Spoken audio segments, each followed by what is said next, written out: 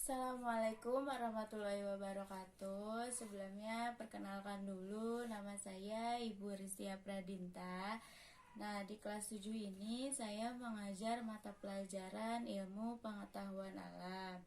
Nah, semua kelas 7 dari kelas 7A sampai kelas 7E yang mengajar ilmu pengetahuan alam itu adalah saya. Nah, mungkin waktu di SD sudah pernah mempelajari yang namanya ilmu pengetahuan alam, dan mungkin juga sudah pernah mendengar kalau ilmu pengetahuan alam di SMP itu jauh sedikit lebih sulit.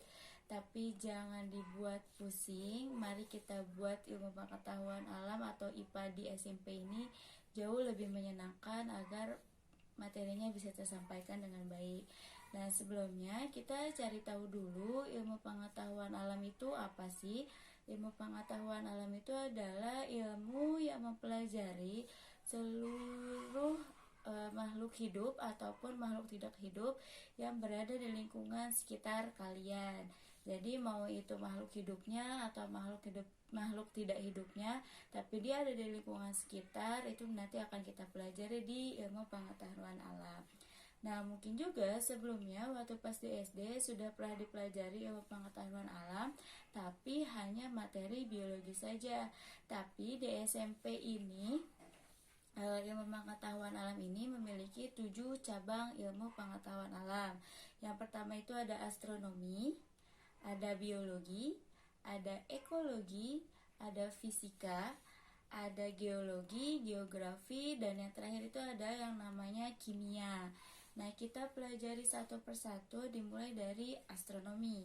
Astronomi itu apa sih? Mungkin sudah sering didengar astronomi itu apa. Jadi astronomi itu adalah ilmu yang mempelajari mengenai benda-benda langit yang ada di atas atmosfer bumi kita, mau itu bintang, galaksi, serta fenomena-fenomena alam seperti kok bisa namanya terjadi yang namanya perubahan siang dan malam. Bisa juga terjadi yang namanya gerhana bulan atau gerhana matahari. Nah, selanjutnya ada ilmu pengetahuan yaitu adalah biologi. Nah, biologi ini adalah ilmu yang mempelajari mengenai kehidupan organisme kita. Misalnya seperti bagaimana cara kita makan, bagaimana cara kita bisa bernafas, bahkan sampai ke bagaimana cara kita kok bisa dilahirkan dimulai dari balita sampai ke dewasa. Nah, selanjutnya ada yang namanya cabang ilmu ekologi. Nah, kalau tadi ilmu biologi itu ada ilmu yang mempelajari kehidupan makhluk hidupnya, kalau ekologi itu adalah ilmu yang mempelajari bagaimana sih interaksi antara makhluk hidup satu dengan makhluk hidup yang lainnya, dan bagaimana sih interaksi antara makhluk hidup dengan makhluk tidak hidup. Nah, selanjutnya ada ilmu fisika. Ilmu fisika ini adalah ilmu yang mempelajari bagaimana sih sifat dari kok bisa yang namanya kita mengeluarkan energi pada saat kita mendorong meja, itu dipelajari di ilmu fisika. Nah, selanjutnya ada ilmu geologi.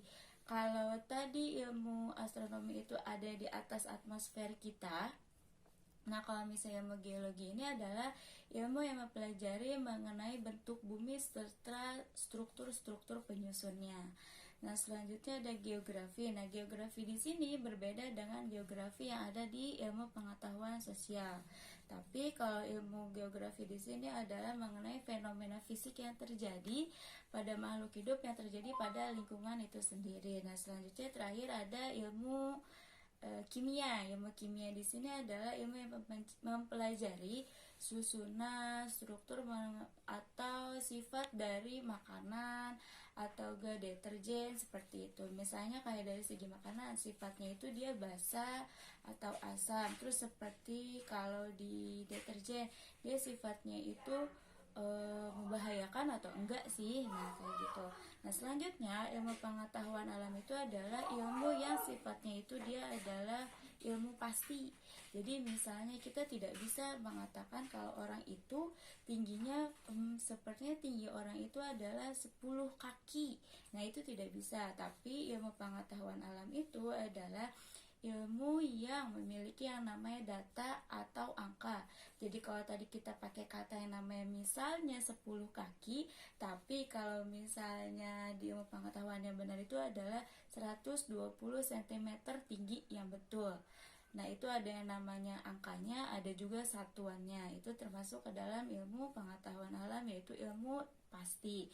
Nah, di ilmu pengetahuan alam ini, kenapa namanya ilmu pasti? Karena kita memiliki 3 tahapan penting. Yang pertama itu adalah melakukan pengamatan, melakukan inferensi, dan yang terakhir itu adalah melakukan hasil pengamatan atau mengkomunikasikan hasil pengamatan. Yang pertama, kita melakukan yang namanya suatu pengamatan. Misalnya kita punya objeknya itu ada di rumah, misalnya kakak kalian. Nah, kita lakukan pengamatan kepada kakak kalian, misalnya yang paling gampang aja dari ujung kepala sampai ke ujung kaki. Misalnya dari di kepala itu kan ada yang namanya rambut. Nah, rambut kakak kalian itu jenis rambutnya seperti apa sih? Apakah keriting ataukah lurus? Nah, dari ujung kepala sampai ujung kaki bisa kita lakukan suatu pengamatan. Nah, selanjutnya kita lakukan suatu inferensi. Kita lihat hasil pengamatan yang kita dapatkan tadi dari penyelidikan tadi, kita gabungkan atau kita tambahkan yang namanya dari situs-situs internet.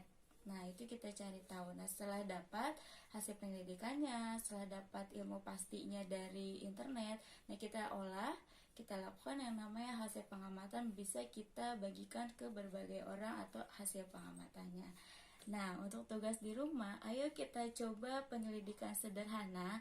Lakukan penyelidikan kepada objek yang ada di rumah, misalnya kepada orang tua kalian yang ada di rumah, dimulai dari ayah, ibu, kakak, nenek, kakek, adik, bahkan ke tetangga pun boleh.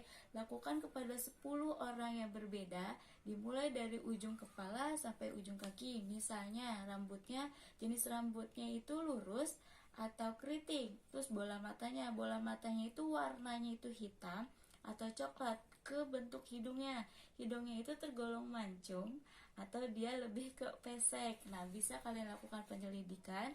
Nanti ibu siapkan kotaknya, nanti silahkan kalian isi secara jujur. Oh ya, ingat, kalau di ilmu pengetahuan alam itu tidak boleh yang namanya melakukan suatu kebohongan. Misalnya hidung kamu itu tergolong ke dalam pesek, tapi kamu tulis di dalam hasil pengamatan itu mancung, itu tidak termasuk ke dalam ilmu pengetahuan alam karena dia tidak memiliki data yang real atau data yang asli.